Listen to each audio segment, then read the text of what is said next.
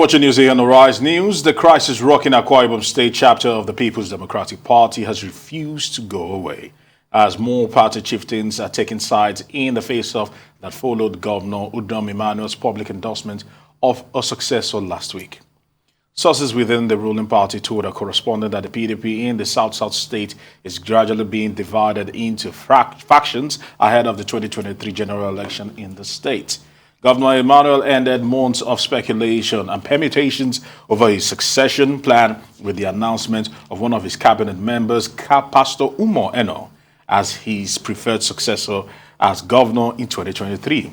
He made this announcement at the PDP stakeholders meeting at the Government House Lodge, Uyo. Emmanuel announced Eno, current Commissioner of Lands and Water Resources, as his preferred PDP candidate for the 2023 gubernatorial election in the state. Now, joining us now is the former PDP National Legal Adviser, Emmanuel Enoidem, and he will be speaking to us on the politics of succession in Akwa Ibom State and the legality or otherwise of the governor anointing his successor. Now, I want to say thank you very much for joining us on Newsday, and we want to hear from you concerning the governor announcing a successor. Certainly, it has factionalized the party. Looking back, was it too early to have actually made a particular move by the Governor Udom?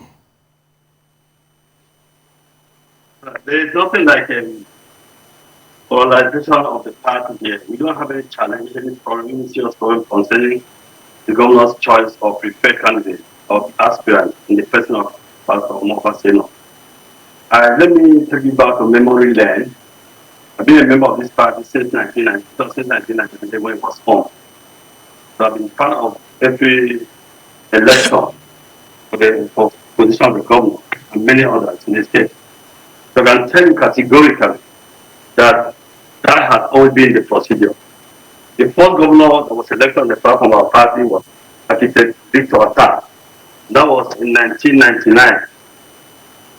His nomination or announcement was done in the house of David, was one of the leaders of the party in the state. And the stakeholders, of course, there was some division, no doubt about it. But at the end of the day, the majority of the posts took with David, and Victor became the governor. In 2007, when Governorship Candidate took over, the same thing happened. In 2014, when the present governor took over, the same thing happened. Fabio gathered the stakeholders in the same government house, that same venue, and announced that he preferred Udom Emmanuel. And of course, that's true. Even though there were some dissenting voices, which is expected in politics. So I do not think the decision of the governor in preference for Pastor Umo Bassey Eno has caused any chaos or any division. Okay. Sir, you had talked about how this has always been the way it has been done in the PDP and in the government, that the current governor announces his successor and things go that way. In light of the fact that right now it is... Let me correct this impression. I think that's a wrong use of language. The governor said, I will prefer this man to take over from me. That's a very personal decision of the governor, who is the leader of the party in the state. And I'm saying that all of the governors before him have been doing the same thing. Okay. And of course, even as an individual member of the party, the governor has a right to vote for one particular person that he prefers. It's a right that's given. It's a constitutional right. Nobody can take away from the governor. Not to even to add the fact that he's the leader of the party. And that the tradition of the party, not just in Akwa Ibom State, all over the country, all over the state, including of course the presidency, when we're in charge as the party. You know, the president always gives direction as to what he wants, and that has been the procedure of the tradition in that party. Okay. So what is different from the state? Okay, so semantics aside, the process of a governor announcing who he would like to be his successor or who he prefers or who he admires, you said it's something that's done all over and from time to time. My question now is, in this particular situation, it is being reported that it is causing dissent amongst the PDP, whom we assume is quite strong and united, especially in Akwa Ibom. But in this particular instance, it is causing dissent. Is this not a process that should be reviewed? And maybe the announcement or the discussions of a present governor discussing another successor should be held off until later on? Are these not the kinds of discussions that can be done without creating dissent? I'm not saying there's any major dissent. The dissent is normal in a democracy. Must take that from that premise into account. In 1999, when Victor Otta was announced, most of the governorship aspirants did not support the decision, but the decision came through. Now, in all of the years, even in 2014, let me take you back to 2014. In 2014, there were 23 governorship aspirants in Akwa Ibom State. When Udom Emmanuel was preferred by Senator Godswill Akpabio, who was the governor then, 22 of them formed an alliance and dissented from that position. But that did not stop the Governor Emmanuel from emerging as the governor of Akwa Ibom State, because majority of the party members filed behind the sitting governor then, who was Godswill Akpabio, including my humble self. So the issue of dissent is normal in a democracy.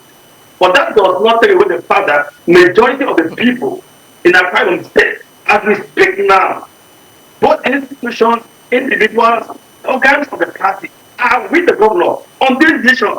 That's the point we are making.